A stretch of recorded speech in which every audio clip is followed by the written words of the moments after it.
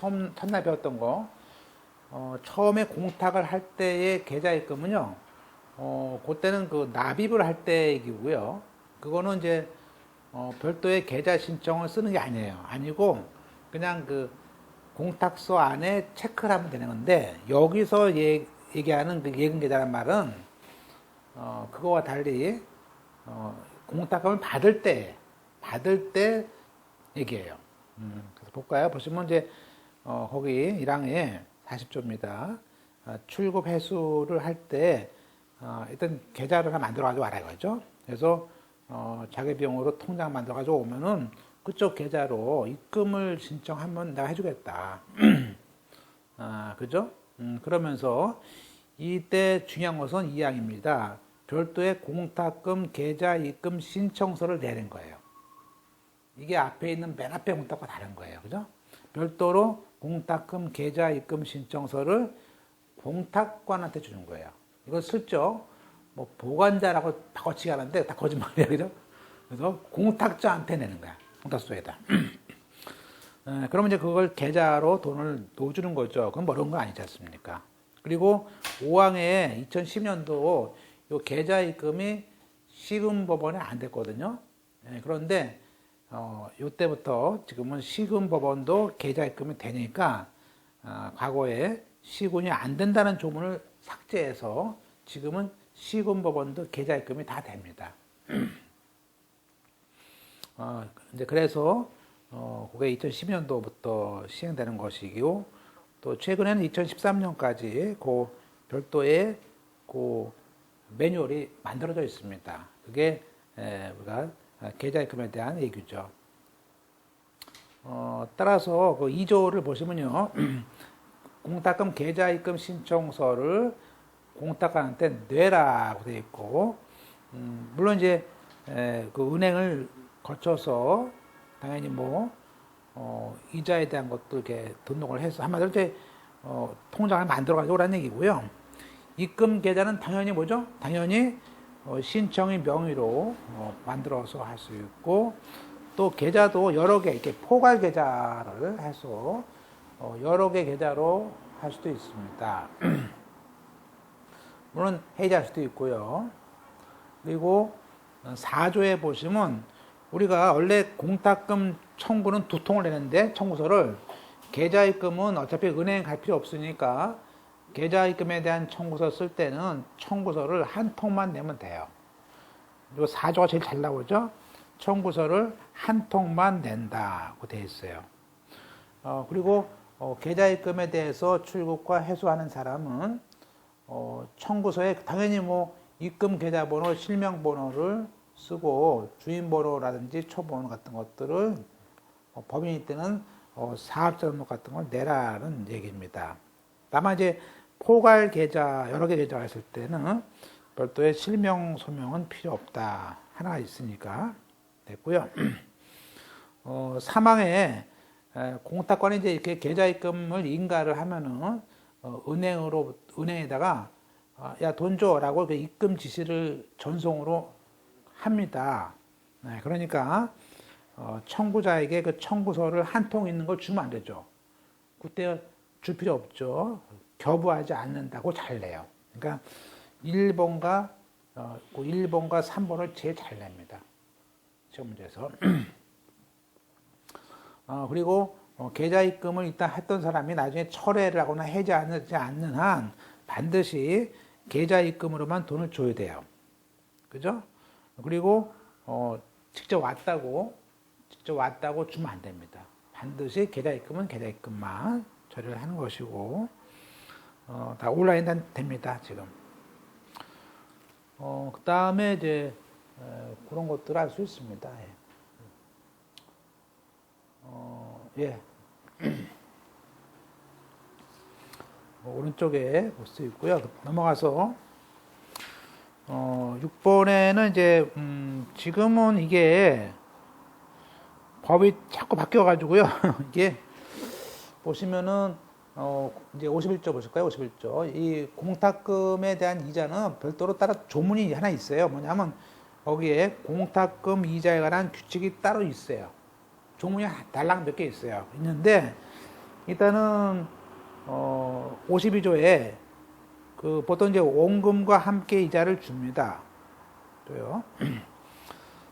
그리고 이제 공탁금 가고 이자 수령자가 다를 때는 원금을 준 다음에 이자를 주는 거예요. 그렇죠. 예컨대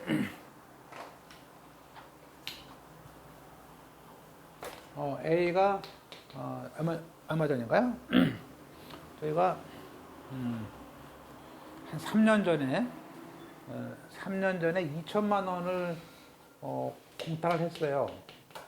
그랬더니 지난주에 찾아보니까 이자가 55만 원 썼더라고요. 55만 원, 이자가 55만 원.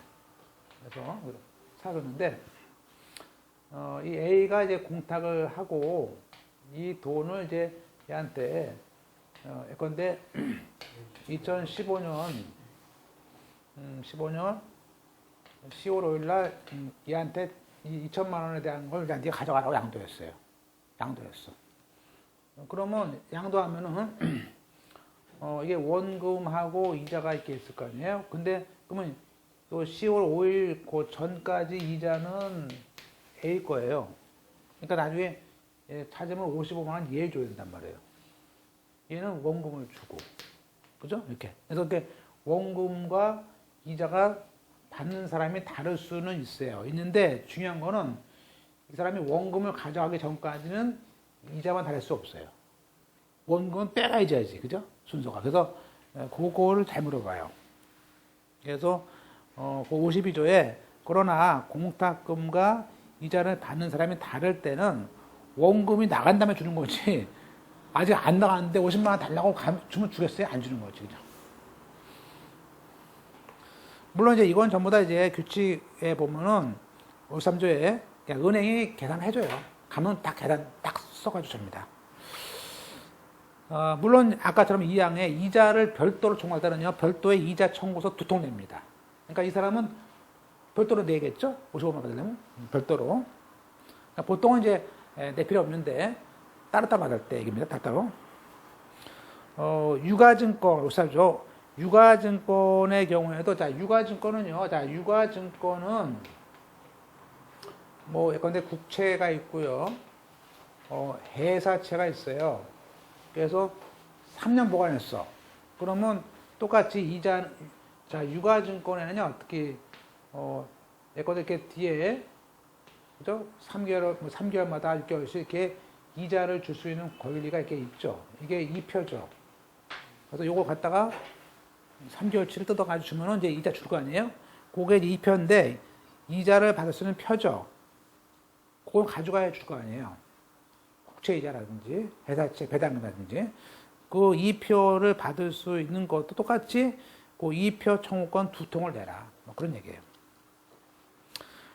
이게 옛날에는요, 이게 올해 쭉 바뀌었죠? 이게 또 바뀌었어요, 올해. 또 바뀌었죠, 이게. 올해, 작년에도.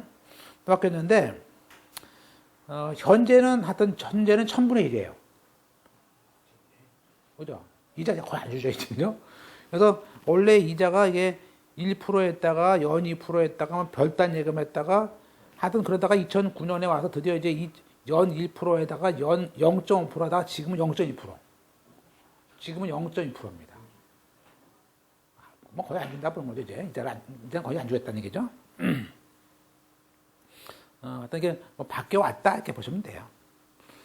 그러면 이자에 대한 청구권자는 자 오른쪽에 당연히 뭐 변제 공탁할 때는 찾는 사람한테 있는 거죠. 추급일 때는 피한테 있고 회수일 때는 공탁자한테 있는 것이고 아까처럼 반대급부라든지 양도했을 때는 그 이자 지급이 조건 성취일까지 이자는 갚 거고 조건 성취 후에 거는 울 거고 이렇게 그 기간이 나눠지는 경우가 생기죠. 시험은 이제 담보공탁을 잘 내죠. 담보공탁을. 왜냐하면 우리가 자, A라는 사람이 지금 그러니까 재판을 하는데 법원에서 담보 제공 명령을 내립니다. 그래서 A가 돈이 없지만 국채가 있어요. 그래서 국가에 있는 국채로 내겠다. 10억을. 그래서 좀 10억에 대한 것을 국채로 유가증권으로 내요. 만기 5년째 같은 거. 그럼 국채니까 이것도 충분히 가치가 있잖아요. 그래서 판사가 인정해줬어요. 그래, 해줄게. 라고.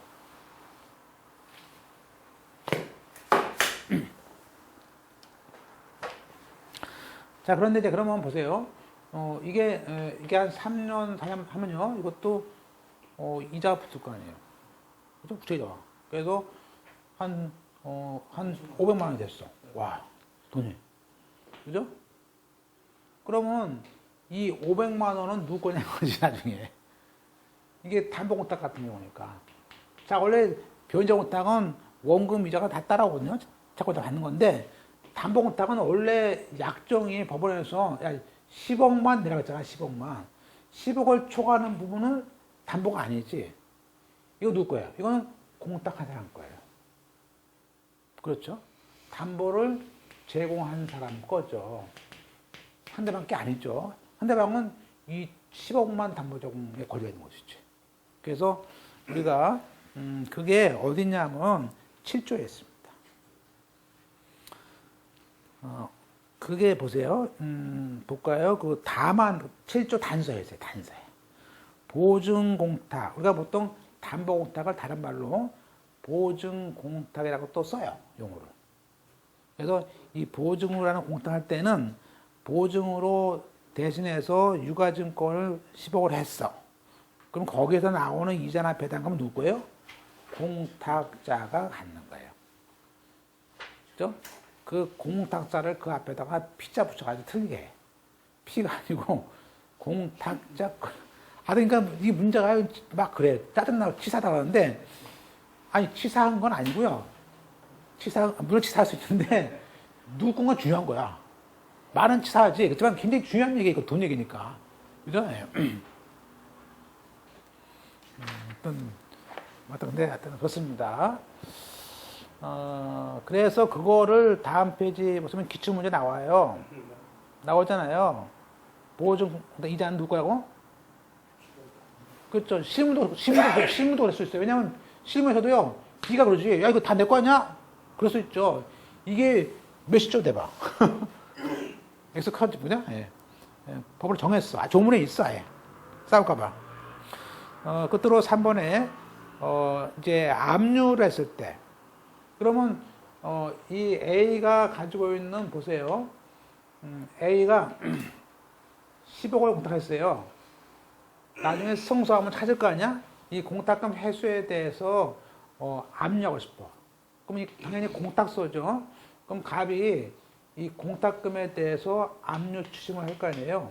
그래서 추심이 2015년 10월 20일 날 도달됐어. 그러면 여기서 이 다음에 압류 추심을 10억을 했어. 그러면 10억 플러스 문제는 뭐예요? 여기서 나오는 그동안 3년 동안 했던 이자 2천만 원까지 2천만 원이 A 거냐, 갑 거냐, 싸움 생길 거 아니에요. 생길 거 아니에요. 이자. 궁금할 거 아니야. 그죠? 그때 법무사는 뭐라고 그래야 돼요? 그 이자는요, 이 공탁소 제한 채무자에게 송달된 다음 날부터 이자가 있습니다. 그래야 돼요. 이자는. 그죠? 이자는. 그죠? 그게 3번이에요. 압류에 대해서는 물론 압류는 공탁금을 압류하면 이자에도 미치죠. 그러니까 이자도 배당을 해서 지급 위탁 받아가지고 받게 됩니다. 그죠? 그러니까 원래 배당일 이후의 이자는 당연히 별도의 위탁하지 않아도 그냥 그 집행채권자인 추심권자한테 줍니다. 알아서 줍니다. 그죠? 문제는 요 전이죠. 압류하기 전의 이자는 누구 거냐 거지. 그래서 우리가 선례가 나와 있어요. 선례는 주로 이제 가압류, 해방공탁금인데요. 볼까요? 가압류에 대한 회수권에 대해서 가압류에서 본압류로 옮겨와서 그 압류 전부를 했어요. 어디다가?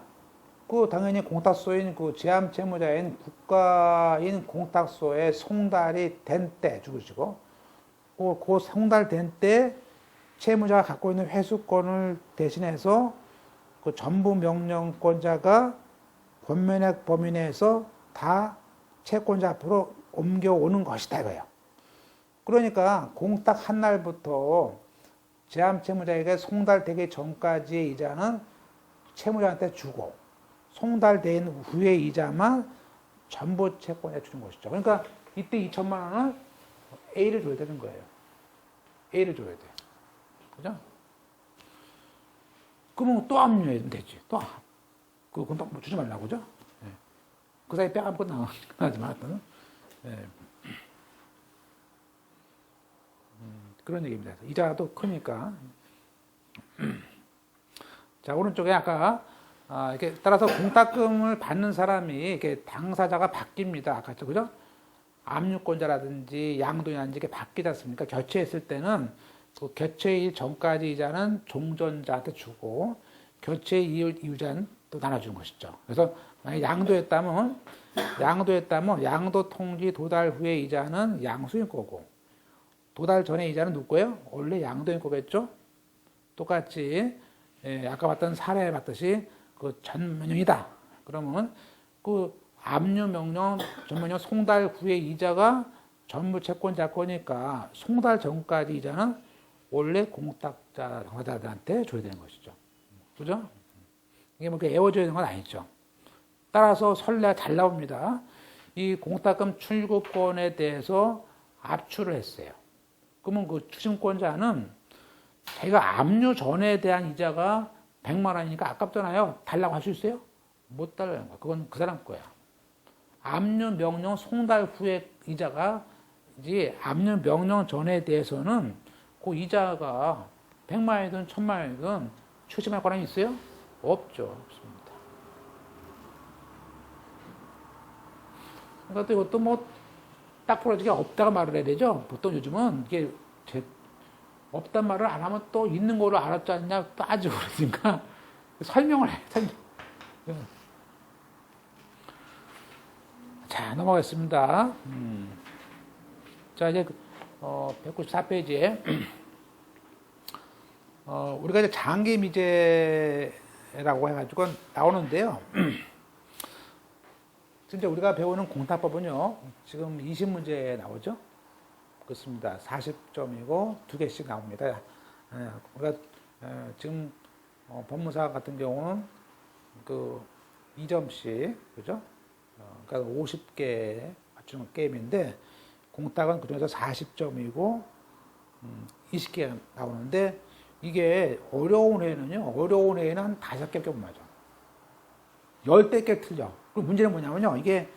이게 보통 점심 먹고 끝나는 시간, 이 공탁법이 끝나면 공이 울려. 공탁법이 끝나면 벨이 울립니다. 그러니까 이 공탁이 굉장히 지문이 길어요. 그리고 아까처럼 약간 좀 상세하고 좀 세무적이야. 그러니까 이건 아는 사람과 모르는 사람이 확 갈려요, 이게. 확 갈려. 그래서, 하여튼 좀 집중하셔야 되는데, 이렇게 포인트마다, 지금처럼 이렇게 포인트마다, 달라요. 그러니까, 다만 이제 공부를 해놓으시면 남들하고 차별화될 수 있는 것이 아주 좋고요. 이거 잘하면 집행 잘합니다. 그러니까 이게 연결돼서 그러니까 공탁 잘하면 집행도 잘하고 등기 잘하고요. 공탁 못하면 집행도 엉망이고 등기도 엉망이고 이렇게 돼요.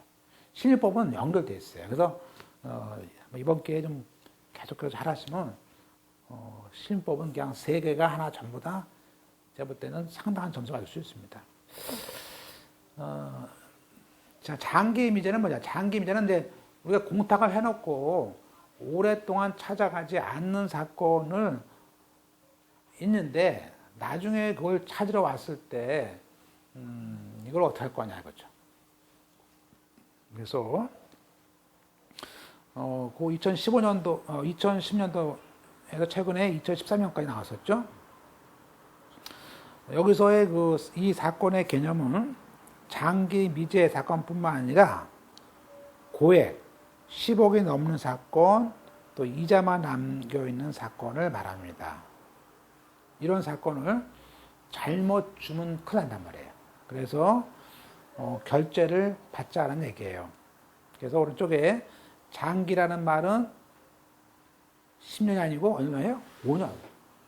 그러니까 우리가 돈을 받아가는데 5년만 안 찾아가도 장기예요. 장기라는 것은. 그래서 우리가 얘기하는 장기는 5년이다. 어떻게 돈을 5년 동안 찾아가지 않느냐, 그죠? 두 번째는 고액. 고액은 장기 필요 없어요. 10억이 넘는 사건, 금전 사건을 말합니다. 그리고 아까처럼 이자만, 맞았죠? 아까 이자를 예컨대 양도했는데 그 사람이 다 찾아왔는데 나머지 57만이 남았어. 그 사람은 양도인 거야. 근데 보통 그런 경우는요, 양도인이 몰라요. 그죠? 몰라. 왜냐면 A가 양도했잖아요, B한테. 근데 이게 한 년 동안 이자가 50만 원인 거 보통 얘기 안 하면 몰라요. 근데 B는 찾을 수가 없잖아. 그러면 달랑 이게 이자만 남아있어. 그런 경우가 많단 말이에요, 지금. 대한민국에. 그거를 잘 알고 있는 사람이 누굴까요? 잘 알고 있는 사람이 법무사거나 전에 공탁 관련 업무를 했던 직원이거나 그런 사람들이 그 놀고 있는 돈을 빼가려고 이렇게 사기범하고 연결돼서 하는 경우가 있습니다. 그래서 이게 나온 건데요. 그잖아요. 내막을 아니까. 그 눈먼 돈인데 그걸 왜 못 빼가? 그죠? 그런 얘기예요. 그 다음에 이제 적용 범위. 장기 미제 사건은 직전 연도 말 기준으로 5년 전이니까 2005년이면 2000년이 아니고 그 전이죠. 그죠? 플러스 6을 해줘야죠. 그러니까, 사실은. 그죠? 2015년이면 2009년처럼. 그죠? 그러니까 플러스 6을 마이너스 5가 아니고 마이너스 6을 해줘야죠. 직전이니까. 99년 10월 31일 전에, 지금 말하면 2015년이라면, 그죠? 그 다음에 분할 지급, 똑같아. 이게 이미 지급을 하고 남은 것도 또 그것이 5년 됐을 때. 자, 결론적으로 4번에 따라서 장기 미제 사건이 들어왔을 때는 좀 이거를 신분증 같은 것 좀 확실히 하자 그래요. 그리고 또 5조에 아예 다음 같은 경우에는 5조에 결제를 하자는 얘기예요. 그래서 적어도 5년 동안 찾아가지 않았는데 그 돈이 1,000만 원 이상인 경우, 또 5년은 아니지만 그냥 10억 이상인 경우. 그러니까 보통 10억이 넘으면요, 보통 그날 돈 안 줍니다. 말하면 돼요. 다음날 줄 겁니다. 그죠? 시간이 걸리는 거지. 그래서 자, 다시 한번 5년 이상 가는 것 중에서 1,000만 원이 넘는 사건은 돈을 바로 안 주겠네 라고 설명을 해줘야 돼요. 그래서 왜냐하면 그 청구서를 접수한 다음에 인가하기 전에 소속 과장의 결제를 받으니까 보통 그날 안 주겠죠. 보통은 다 공탁 그날 주거든요. 근데 그렇게 시간이 걸릴 수 있다 이거예요. 그래서 결제를 받고, 즉 사전에 결제를 받고 돈 줘라, 그런 얘기예요. 그리고 물론 그때 과장급이 서기관이죠. 근데 단서에 그 과장 자체가 처리할 때는 또 예외를 한대요. 약간 좀 그래요. 근데 하여튼 그다음에 이제 우리가 그때 이제 설명을 하라, 안내문을 설명하는 얘기죠. 왜 늦게 주는지. 그리고 5조의 2는 똑같이 인가를 한 다음에도 특히 장기 미제 사건에 대해서는 인가를 한 다음에도 그 내역서를 프린트해가지고 아예 프린트를 해서 청구서, 인감증명서, 위임장 같은 걸 가져와서 사후에 결제를 또 하래요. 사고가 자꾸 나니까 그런 것 같아요. 그리고 6조가 또 있는데, 우리가 이렇게 장기 미제 사건에 대해서 그러니까 공탁서에 장기 미제 사건이 얼마나 있는지 열람을 들어온단 말이에요. 그럼 이거 열람을 해줄 것 같아요? 이거 뭐하러, 그죠? 그래서 그때는 이해관계가 없다면 하지 말아라. 그래서 직접적 법률상 이해관계가 있는지를 철저히 확인해라. 그런 얘기고. 됐죠? 또 9조는 특히 토지 수용 보상금 같은 경우에 뭐예요? 우리가 소유자를 알 수 없는 절대 불확지 사건들이 많잖아요. 그런 경우에도 1,000만 원이 넘어가고 이건 5년 아닙니다. 3년이에요. 그래서 3년만 넘어간 사건도 이렇게 결제를 받도록 해서 보통 이제 우리 같은 경우도 의뢰인이 들어오면은 너무 오래되면 돈 받는 게 좀 시간 걸립니다. 말을 해 주는 거죠. 예. 그래서 자 이제 끝으로 이제 우리가 한 2개만 더 보고 이제 오늘은 보겠습니다. 우리가 아까 봤듯이 공탁금을 찾을 때 이제 출급을 할 때 뭐죠? 출급할 때는 공탁 통지서, 또 회수할 때는 공탁서가 있어야 되는데 이 통지서나 공탁서가 없을 때는 뭐죠? 상대방의 승낙서를 가져가면 그 통지서 없이 받을 수 있죠. 그래서 그러한 지급을 우리는 승낙에 의한 지급이라고 합니다. 근데 승낙을 안 해주면 어떡합니까? 그때는 우리가 뭐죠?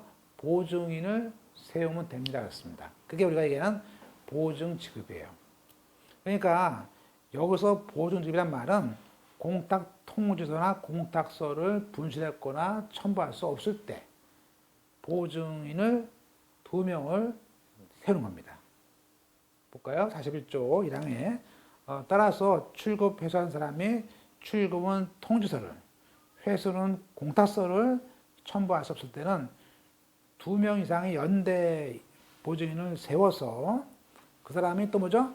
자필 사인을 해서 그 보증서를 내라. 플러스 재산 증명서. 적어도 그 보증인은 돈이 있을 거 아니야. 적어도 자기 앞으로 집이 돼 있다는 이렇게 어떤 재산 증명서 등기부등본 같은 데 가지고 하고 또 신분증 4번. 중요한 거는요. 여기에 보증인의 인감증명서 없습니다. 지금은 보증인의 인감증명 안 받고 무조건 사인 받아요. 그래서 보증서 플러스 제한증명서 플러스 신분증 4번. 인감은 땡 없습니다. 물론 관공서일 때는 우리가 배웠죠. 우리가 관공서에 있는 공무원이 공탁 통지서를 분실했어요.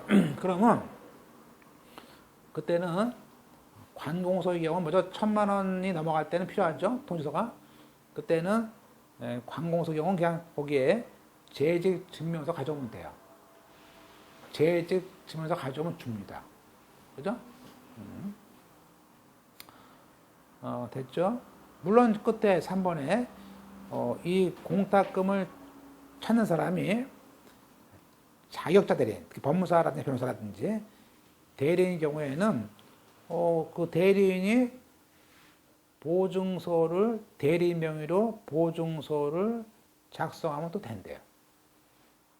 아주 굉장히 법무사 제도를 굉장히 신뢰하는, 그죠? 그러니까 믿는 거죠. 믿는 겁니다. 그죠? 물론 그건 보통 이거 언제 할까요? 보통 왜냐하면 법무사가 아까처럼 가압류할 때 그 공탁서를 갖다가 분실한 경우가 있어요. 직원이. 그죠? 왜냐면 가압류를 한 3년 전에 했는데 다시 찾아가서 승소했는데 이제 3년 지났어. 그럼 3년 지났는데 공탁서가 없어졌어. 그럼 그냥 법무사가 하면 돼요. 가서 자기 했으니까 보증할 수 있죠. 네, 그렇게 했어. 그런 경우에는 좀 안 하겠죠. 네, 안 하겠죠. 그 다음에 넘어가서 끝으로 이제 우리가 공탁금을 이제 찾는 걸 배우고 있는데요. 끝으로 이제 찾는 게 여러 건일 때는 한 장에 일괄 청구할 수도 있고요. 또 아니면 또 일부만 받을 수도 있고 그런 경우가 있습니다. 그래서 그게 이제 일괄 청구인데요. 이거만 보고 자 이제 마치겠습니다. 보세요. 규칙 35조에 있죠. 내 건데 공탁을 3월달, 5월달, 10월달 4건 했어요. 4건. 그러면 찾는 사람은 4건의 공탁을 한 장 찾을 수 있어요. 그죠? 그래서 같은 사람이 여러 건의 공탁을 한 거에 대해서 찾는 사람이 그죠? 그 사유가 같아야죠. 물론 공탁의 종류가 다르면 안 됩니다. 하나는 변제 공탁, 집행 공탁, 또 금전, 유가증권 이게 다르면 안 돼요. 그래서 종류가 같아야 됩니다. 그래서 하나의 청구서로 찾는 걸 우리는 일괄 청구한다는 말을 합니다. 그죠? 따라서 다음 페이지 보시면요. 일괄 청구는 출구별, 횟수별, 공탁 물건별, 청구 사유별로 하는 거다. 그것을 알 수 있어요. 또 이번에 배웠어요. 우리가 10년이 지났을 때 공탁금을 찾아가지 않아서 국고로 넘어가는 것도 그것도 1년 단위로 일괄해서 지급을 합니다. 다만 그때는 현금 출납 공무원이 납부 고지서를 주면은 그 공탁관이 내는 것이고요. 그리고 국민저축조합에 대한 것들도 일괄 공탁 배웠어요. 그럼 우리가 시험에서 일괄 청구가 안 되는 게 있습니다. 그거가 나오죠, 시험에. 이거는 일분 복잡이야. 일부 지급. 그러니까 일부 지급하면서 일괄은 안 됩니다. 그러니까 찾으려면 다 찾든 내야지. 자기가 뭐 2억 중에서 1,000만 원 찾으면서 또 그걸 또 나눠달래. 그러면 복잡해. 안 해. 그죠? 그래서 일부 지급과 분할 지급일 때는요, 일괄 청구 안 됩니다.